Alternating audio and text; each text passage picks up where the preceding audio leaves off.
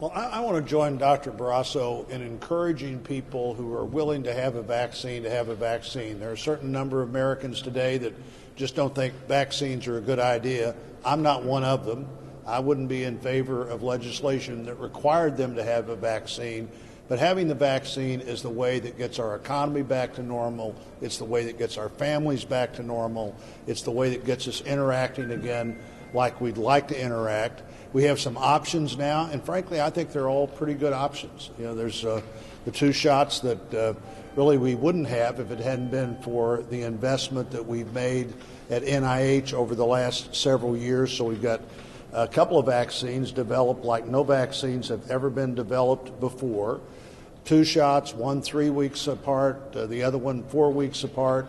But the shot that where you only have 1 shot does a great job, and you have 1 shot, you have 1 visit. 2 weeks later, you have the efficacy of that vaccine as well. There are choices here to be made. That one, 74%, I think, of the thousands of people that have been tested didn't get the virus at all. Of the other people that might have got it, the cases were often very light, and nobody went to the hospital. So if I was any American that had access to a vaccine, I wouldn't think that one of them was not as good as the other ones. I just try to find the one that met what I thought my schedule and my needs were at the time and get us all to a better place quicker. Operation Warp Speed actually worked.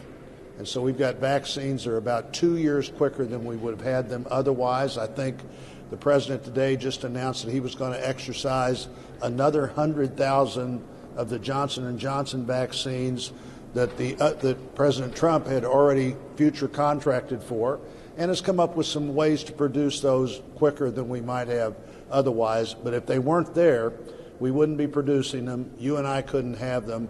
I hope every American thinks seriously about the way out of the pandemic and looks at their vaccine options and takes advantage of them as soon as they can.